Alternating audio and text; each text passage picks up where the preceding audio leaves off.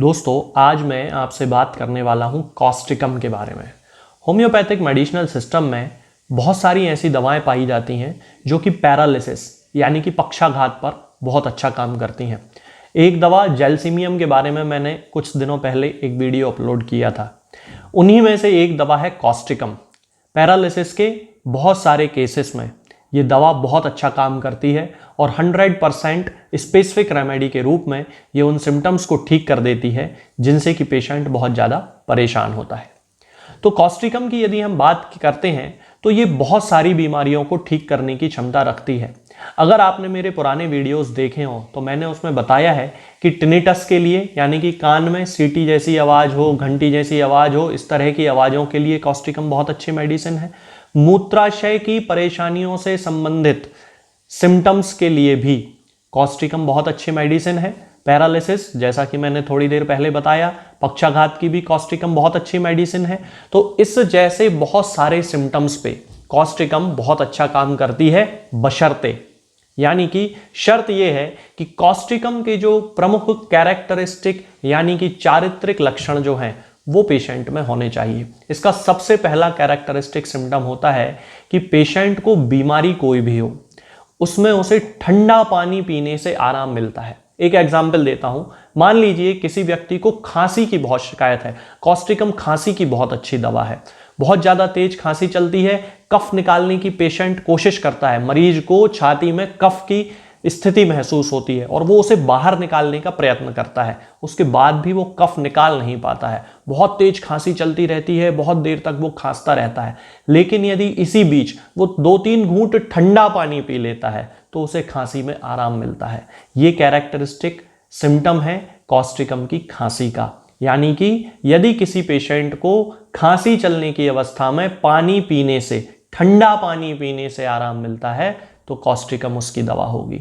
ऐसे ही जिन सिम्टम्स में पेशेंट को ठंडा पानी पीने से आराम मिलता है, मान लीजिए किसी को पेट में गैस्ट्रिक अल्सर है, ड्यूडिनल अल्सर है, पेप्टिक अल्सर है, कुछ भी है, तो उस दौरान जब वो ठंडा पानी पी लेता है तो उसे बड़ा आराम मिलता है। तो कॉस्टिकम उस अल्सर को ठीक कर सकती है। कोई पैरालिसिस का पेशेंट है, पक्षाघात का पेशेंट है और पक्षाघात की अवस्था के कारण उसे अपने जीवन से मोह नहीं रहा है, गुमसुम बैठा रहता है, ये सिम्टम और भी बहुत सारी दवाओं में पाया जाएगा। लेकिन यदि रोगी बहुत लंबे समय से पक्षाघात से पीड़ित है, बहुत सारा इलाज उसका करा लिया, उसके बाद भी उसका पक्षाघात ठीक नहीं हो रहा है और पेशेंट दिन पे दिन मानसिक अवस्था में खराब होता जा रहा है, यानी कि उसकी जो मानसिक अवस्था है वो जीवन के प्रति उसके अंदर मोह बिल्कुल खत्म होता चला जा रहा है और उसे जीवन जीने की अब कोई भी इच्छा नहीं होती है, तब कॉस्टिकम उस पुराने पैरालिसिस को भी पूरी तरह से ठीक करने की क्षमता अपने अंदर रखती है। इसके अलावा जिन लोगों को पैरालिसिस के बाद में उनके अंग या उनकी नसें छोटी पड़ने लगती हैं, ऐसे बहुत सारे पेशेंट आते हैं जो कि हमें क्लिनिकल प्रैक्टिस में बताते हैं, डॉक्टर साहब जब से ये समस्या हुई है इनका एक हाथ जो है वो छोटा सा लगता है, या कोई नस जो है उसमें खिंचाव महसूस होता है जैसे वो जो नस है वो छोटी हो गई हो। तो इस तरह यदि पैरालिसिस के किसी पेशेंट में किसी नस का कोई छोटापन हो रहा है, हाथ का या पैर का कोई छोटापन हो रहा है, तो कॉस्टिकम उस सिम्टम को ठीक करने के लिए 100% इफेक्टिव मेडिसिन है। अब कॉस्टिकम के बारे में कहा जाता है कि कॉस्टिकम मोतियाबिंद की भी बहुत अच्छी दवा है, लेकिन यहाँ पे मैं एक बात आपको ध्यान में दिला देना चाहता हूँ कि कॉस्टिकम मोतियाबिंद के केवल उन केसेस को ठीक कर सकती है जो कि केवल शुरुआती अवस्था में है। जैसे थोड़ा सा धुंधलापन ही आंख में आया था, 8-10 दिन ही हुए थे, आप डॉक्टर के पास गए, डॉक्टर ने बताया कि आपको मोतियाबिंद है, तब कॉस्टिकम की 1 mg पोटेंसी की 4 बूंद सुबह, दोपहर और शाम, यानी कि टोटल 4 बूंद देना है एक दिन में, 1 बूंद सुबह, 1 बूंद दोपहर में, 1 बूंद शाम को, 1 बूंद रात को, 1 mg पोटेंसी की, और इंतजार करना है 3 महीने तक। 3 महीने तक फिर कोई दवा उस पेशेंट को नहीं देना है। 15-20 दिन के बाद से उसकी आंखों में अंतर आने लगता है और जो आगे जो धुंधलापन था आंख का वो मोतियाबिंद की जो अवस्था थी वो धीरे धीरे ठीक होने लगती है। लेकिन कॉशन ये है कि ज़्यादा पुराना मोतियाबिंद होम्योपैथिक दवा से फिर ठीक नहीं किया जा सकता, फिर उसकी सर्जरी ही कराने की आवश्यकता होगी।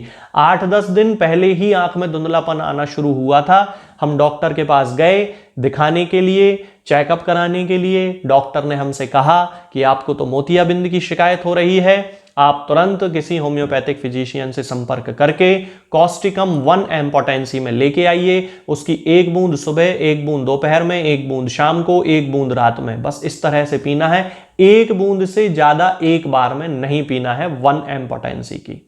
एक ही दिन पीना है, रोज रोज नहीं पीना है, हर दिन नहीं पीना है, बस एक दिन में टोटल 4 बूंद 4 टाइम में पी लेना है और 3 महीने तक वेट करना है।